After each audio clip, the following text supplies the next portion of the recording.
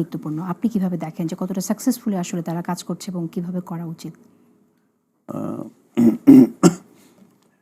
গোয়েন্দা সংস্থা সরকারের সিদ্ধান্ত অনুযায়ী কাজ করে, এটা আইন প্রয়োগকারী সংস্থার মানে অন্তর্ভুক্ত।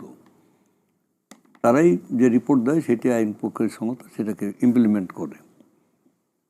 তো সরকারের উচিত, যেটা আমি মনে করি, যে এই সার্বিক পরিস্থিতি নিয়ে রাজনৈতিক দলগুলো, যারা দেশে যারা অ্যাক্টিভ রাজনৈতিক দল, যারা এই যে একটা ব্রড লাইনই করে ফ্যাসিবাদ বিরোধী লড়াই সংগ্রাম যারা করেছে, যারা অসীম আত্মত্যাগ করেছে, বিপুল মানে উৎসাহ উদ্দীপনা নিয়ে তারা মাঠে লড়াই করেছে, এই সমস্ত রাজনৈতিক দল মানে জনগণের প্রতিনিধিত্বকারী দল, বিভিন্ন দল, মানে তারা দল এই জন্য বলছে তারাই জনগণকে প্রতিনিধিত্ব করে, এদের সাথে আলাপ আলোচনা করা ব্যাপকভাবে, মানে মাঝে মধ্যে আলোচনা করে সিদ্ধান্ত নেওয়া। যে তখন তার পার্লামেন্ট নাই, পার্লামেন্ট হলে পরে সেখানে বিভিন্ন প্রতিনিধিত্বশীল মানুষজন থাকে, সেখানে আলাপ আলোচনা হয়। তো গণতান্ত্রিক সিস্টেমে পার্লামেন্ট যখন নাই, যতদিন নাই ততদিন এই বিভিন্ন রাজনৈতিক দলের সাথে মত বিনিময় করা এবং এটা ধারাবাহিকভাবে, এবং সেখান থেকে একটা কনসেনসাস মানে ভিউ নিয়ে এসে সেইটাকে ইমপ্লিমেন্ট করা গোয়েন্দা সংস্থার মাধ্যমে। তাহলে হয় কি, তাহলে ভুল কম হয়। এখন এগুলো না করে গোয়েন্দা সংস্থা, আমাকে মনে হয়েছে যে আইন প্রয়োগকারী সংস্থা এরা খানিকটা মানে নির্লিপ্ত ভূমিকায় আছে।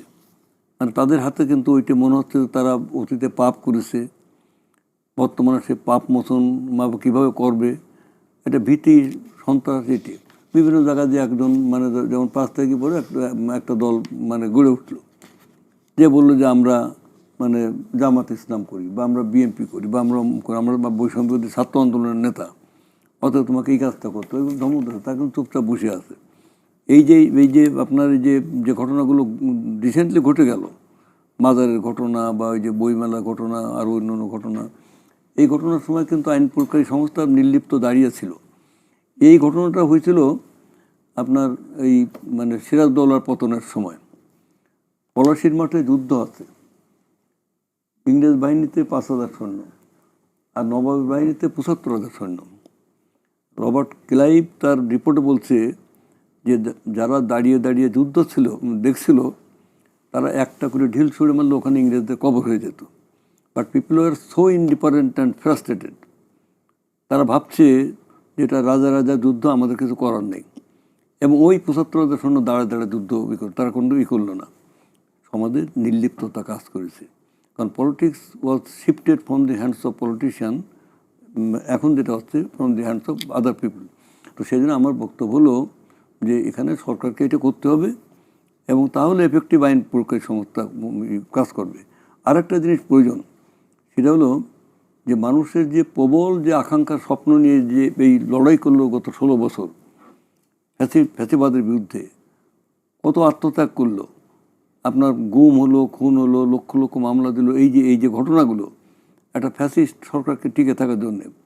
ফ্যাসিবাদী শাসন হলো বল প্রয়োগের শাসন, ফ্যাসিমো শব্দ থেকে এসছে। এবং ফ্যাসিস্টরা 2 ধরনের ক্যারেক্টার থাকে, যেমন হিটলার ছিল দেশপ্রেমী, সে ছিল জাতীয়তাবাদী, কিন্তু তার মানে বল প্রয়োগে এটা।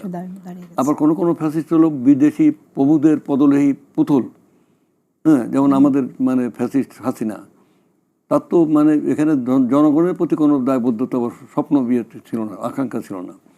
তো যাই হোক, তো আজকে এই শূন্যস্থানটা হলো, আমরা যেমন মানে মুক্তিযুদ্ধ করলাম, আমিও তখন ঢাকা ইউনিভার্সিটির ছাত্র, 23 বছর বয়স, আমরা যখন মুক্তিযুদ্ধ করলাম, সেই মুক্তিযুদ্ধ মানে না, আমি বলছি যে আরও আগে, মানে আমরা যখন 69 গণ অভ্যুত্থানে মানে ঘটালাম, তখন আমরা মানে ইউনিভার্সিটির ছাত্র, আর 71 তো বটে।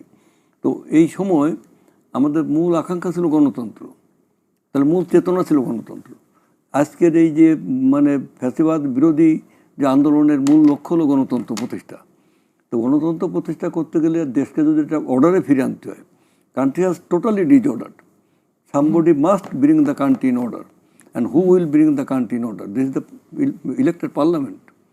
Let there be একটা যত দ্রুত সময় সম্ভব পার্লামেন্ট ইলেকশন দিতে হবে, এবং পার্লামেন্ট ইলেকশন হলে যেভাবে যারাই প্রতিনিধি হোক, যদি মনে হয় যে এদেরকে দিয়ে দখল করে মানে আমরা বর্ডার জাতীয় ঐক্য করে নিতে পারি।